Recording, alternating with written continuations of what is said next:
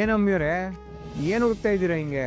ಜೋಗಿ ಅವರೇ, ನಾನು ಫೋನ್ ಇಲ್ಲೇ ಎಲ್ಲೋ ಇಟ್ಟಿದ್ದೆ, ಕಾಣಿಸ್ತಾನೆ ಇಲ್ಲ, ಅದನ್ನೇ ಹುಡುಕ್ತಾ ಇದ್ದೀನಿ.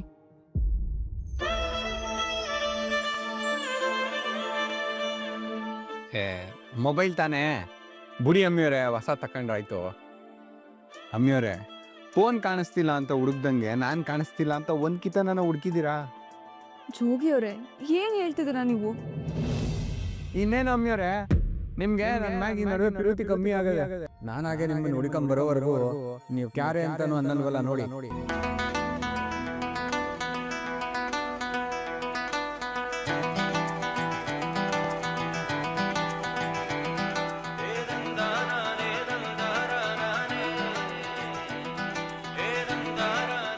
ಜೋಗಿ ಅವರೇ, ಹಾಗೆಲ್ಲ ಏನೂ ಇಲ್ಲ, ನಾನು ಬೇರೆ ಏನೋ ಟೆನ್ಷನಲ್ಲಿದ್ದೆ ಅಷ್ಟೇ. ಏನು ಟೆನ್ಷನಲ್ಲಿದ್ದೀರಿ? ಅದು ಊರ ಹಬ್ಬ ಇದೆಯಲ್ಲ, ತುಂಬ ಕೆಲಸ ಇದೆ, ಆದರೆ ಯಾವ ಕೆಲಸನೂ ಕರೆಕ್ಟಾಗಿ ಆಗಿಲ್ಲ, ಅದೇ ಟೆನ್ಷನಲ್ಲಿದ್ದೆ ಅಷ್ಟೇ. ನೀವು ಸ್ವಲ್ಪ ಅರ್ಥ ಮಾಡ್ಕೋಬೇಕಪ್ಪ. ನಾನು ಅರ್ಥ ಮಾಡ್ಕೊಂಡಿವ್ನಿ, ನೀವು ಅರ್ಥ ಮಾಡ್ಕೋಬೇಕು. ನಾನು ಆಸ್ಪತ್ರೆನಾಗ ಹೊಸ ದಿನ ಇದ್ದೆ, ಮನೆಗೆ ಬಂದು ಗುಣವಾಗಕ್ಕೆ ಹೊಸ ದಿನ ತಗೊಂಡೆ. ಈ ಗ್ಯಾಪ್ನಾಗೆ 1999 ಕಿಸ್ಗಳು ಮಿಸ್ ಆಗವೆ, ಅವೆಲ್ಲ ನಂಗೆ ಈಗ ಬೇಕು. ಓಹೋ, ಅದೆಲ್ಲ ಆಗಲ್ಲ. ನಾನು ಒತ್ತಾರೆ ಒಂದು ಕವನ ಕೇಳಿಸ್ಕೊಂಡೆ, ನಿಮ್ಗೆ ಅದನ್ನು ಹೇಳಿದ ಮ್ಯಾಗನ ನೀವು ಬೇಕು ಅಂತೀರಾ ನೋಡುವ. ಹೌದೌದು, ಇತ್ತೀಚೆಗೆ ನೀವು ಬರ್ತಾ ಬರ್ತಾ ಕವಿ ಆಗ್ತಿದ್ದೀರ. ಆಯ್ತು ಬಿಡಿ, ಹೇಳಿ ಅದೇನು ಅಂತ ಕೇಳೋಣ. ಧರ್ಮಾಂಗಂ ಪ್ರೇಮಾಧರ ಸುಖದಾನ್ವೇಷಂ ಮಧುರಾತರ ಮಧುಮಕರಂದಂ ಮಾಂಗಲ್ಯಂ ಸುಮನೋಹರ ಸುಪದಂ ಚ ಶುಭಂ ಕಲ್ಯಾಣ ಕಮನೀಯಂ ಶುಭ ಸಖ್ಯಂ ಇತಿ ಗಮ್ಯಂ. ಜೋಗಿ ಅವರೇ, ಏನ್ ಮಾಡ್ತಿದ್ದೀರಾ ನೀವು? ಸುಖಮಂ ಸ್ನೇಹಂ ಚ ಸ್ಥಿರ ಕೀರ್ತ್ಯಾನ್ವಿತ ದಾಂಪತ್ಯೋ ಸುಖವರ್ಧನಂ.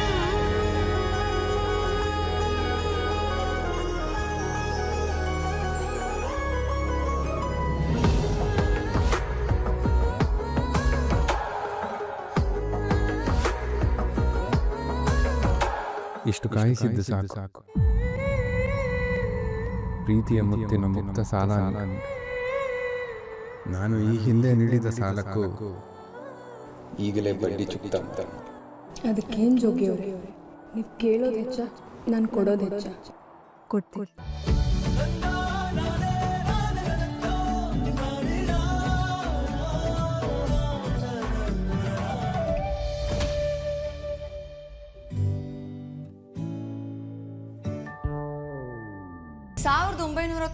ಮುತ್ತು ಕೊಡೋವರೆಗೂ ನಾನು ಬಿಟ್ಟು ಎಲ್ಲೂ ಹೋಗ್ಬಾರ್ದು. ಆಮೇಲೆ ನಮ್ಮ ಅಪ್ಪಯ್ಯ ಕರೆದ್ರು ಹಾಗೆ ಹೀಗೆ ಅನ್ನೋ ನೆಪಗಳೆಲ್ಲ ಹುಡುಕ್ಬಾರ್ದು.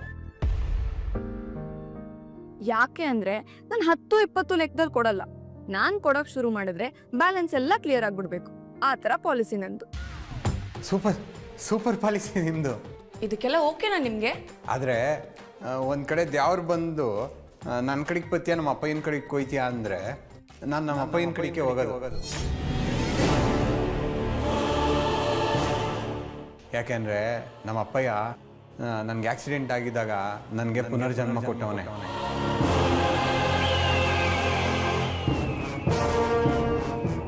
ಸಾನೆ ಹೋರಾಟ ಮಾಡಿ ನನ್ನನ್ನು ಕಾಪಾಡ್ಕೊಂಡವನೇ. ನಮ್ಮ ಅಪ್ಪಯ್ಯನ್ಬಿಟ್ಟು ನಾನು ಎಲ್ಲೂ ಹೋಗಕ್ಕೆ.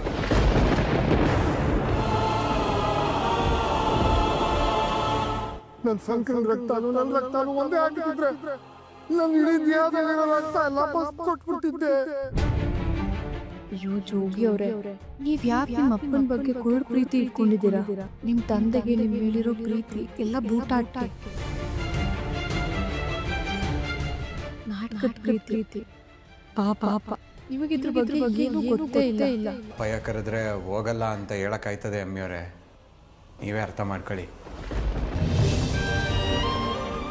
ನಿಮ್ಮ ಅಪ್ಪನ ಜೊತೆ ಅವ್ರ ಮುಂದೆ ನಿಂತು ಯಾಕೆ ಹೀಗೆ ಮಾಡ್ತಿದ್ದೀರಾ ಅಂತ ಕೇಳೋಣ ಅನ್ಸುತ್ತೆ.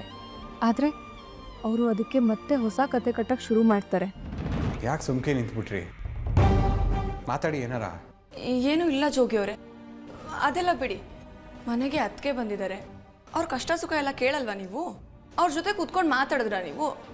ಮೊದಲು ಹೋಗಿ ಅವ್ರ ಜೊತೆ ಕೂತ್ಕೊಂಡು ಮಾತಾಡಿ. ಇವತ್ನೆಲ್ಲ ತಲೆ ಕೆಡ್ಸ್ಕೊಬಿಡಿ. ನಾನು ಆಗಲೇ ಐಸುತ್ತ ಅವತ್ನೆಲ್ಲ ಮಾತಾಡಿವನಿ. ಇವಾಗ 1999 ಅಂದರೆ ನಾನೇ ಕುಂತ್ಕೊಂಡು ಲೆಕ್ಕ ಮಾಡಿವನಿ. 200 ಒಂದೊಂದು ದಿನಕ್ಕೆ ಬರ್ತದೆ. ಇವಾಗೆ ಶುರು ಹಚ್ಕೊಳ್ಳೋಣವಾ? ಇವ್ರನ್ನ ಪ್ರೀತಿಯಿಂದ ಮಾತ್ರ ಗೆಲ್ಲಬೇಕು, ಇಲ್ಲ ಅಂದರೆ ಇವ್ರು ಬಗ್ಗೋದೇ ಇಲ್ಲ. ಹೌದು, ಆಗ್ಲಿ ಜೋಗಿ ಅವರೇ, 10 ದಿನ ಬೇಡ, ಒಂದೇ ದಿನಕ್ಕೆ ಮುಗಿಸ್ಬಿಡೋಣ. ಇವತ್ತು ರಾತ್ರಿಯಿಂದನೇ ಶುರು ಹಚ್ಕೊಳ್ಳೋಣವಾ? ಇಟ್ವಾಗ್ಲೂನಾ?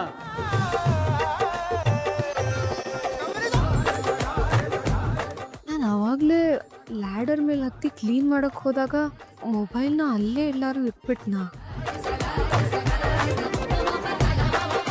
ಹೌದು. ಹಾಂ,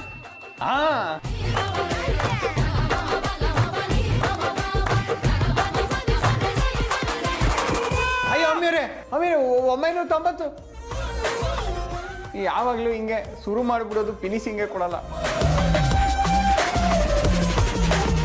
ಇಷ್ಟೊಂದು ವರ್ಷ ನನ್ನ ಒಳಗೆ ಮುಚ್ಚಿಟ್ಕೊಂಡು ಹೊರಗ್ತಿದ್ದು ಸತ್ಯವ ನಿನ್ಗೆ ಇವತ್ತು ಹೇಳ್ತೀನಿ. ಅದು ಬೈರ. ಜೋಗಿ ಅವರೇ, ನೀವು ಇಲ್ಲಿದ್ದೀರಾ? ನೀವು ಎಲ್ಲೋ ಹೋಗಿದ್ದೀರಾ ಅಂತ ನಾನು ಮನೆ ಎಲ್ಲ ಹುಡ್ಕಾಡ್ದೆ ಗೊತ್ತಾ? ನೀವು ಹೋಗಿರಿ, ಅಪ್ಪ ಎಂತ ವಸಿ ಮಾತಾಡೋದದೆ, ನಾನು ಆಮೇಲೆ ಬರ್ತೀನಿ. ಜೋಗಿ ಅವರೇ, ಪಾಪ ಮಾವಯ್ಯ ಬೆಳಗ್ಗೆಯಿಂದ ಅದು ಇದು ಅಂತ ಕೆಲಸ ಮಾಡಿ ಸುಸ್ತಾಗಿರ್ತಾರೆ. ಜೊತೆಗೆ ಅವರು ಊರ್ ಜನದ ಕಷ್ಟ ಸುಖ ಎಲ್ಲಾನು ಕೇಳಬೇಕು. ನೀವು ನೋಡಿದ್ರೆ ಅವ್ರು ಮಲ್ಕೊಳ್ಳೋ ಟೈಮಲ್ಲಿ ಬಂದು ಅದು ಇದು ಅಂತ ಮಾತಾಡ್ತಾ ಕೂತ್ಕೊಂಡಿದ್ದೀರಲ್ಲ, ಪಾಪ ಅವ್ರ ಆರೋಗ್ಯ ಏನಾಗ್ಬೇಡ.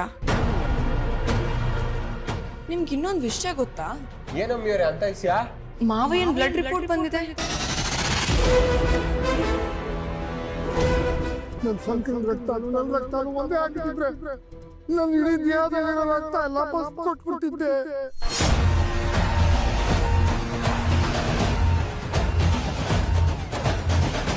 ಅದ್ರಲ್ಲಿ ಏನಂತ ಬರ್ತಿದೆ ಗೊತ್ತಾ? ಏನ್ ಬಂದದೆ ಬಿರ್ನೆ ಹೇಳಿ ಅಮ್ಮಿಯವರೇ. ಆ ರಿಪೋರ್ಟ್ ಪ್ರಕಾರ ಮಾವಯ್ಯ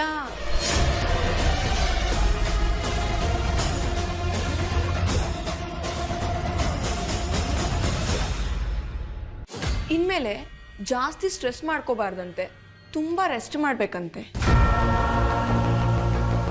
ಹೆವಿ ಟೆನ್ಷನ್ ತಗೊಳ್ಳೋದು, ಕೂಗಾಡೋದು, ಕಿರ್ಚಾಡೋದು ಇದಂತೂ ಮಾಡ್ಲೇಬಾರ್ದಂತೆ.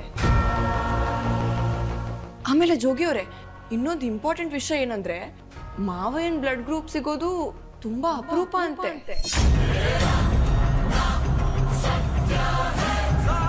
ಮತ್ತೆ ಪಾಪ ಅವ್ರಿಗೆ ಏಜ್ ಆಗ್ತಿದೆ ಅಲ್ವಾ, ಸ್ವಲ್ಪ ವೀಕ್ ಅಂತಾನು ಬಂದಿದೆ.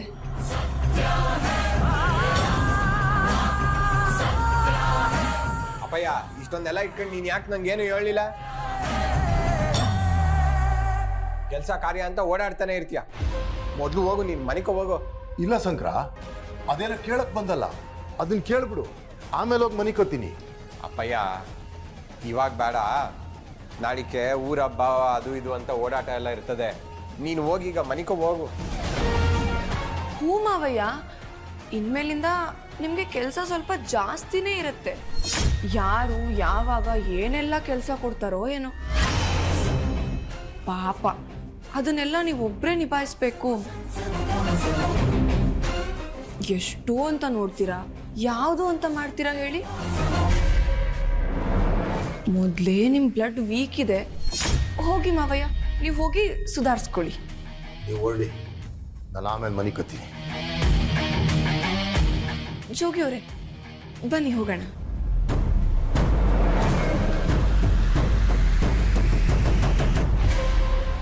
Go!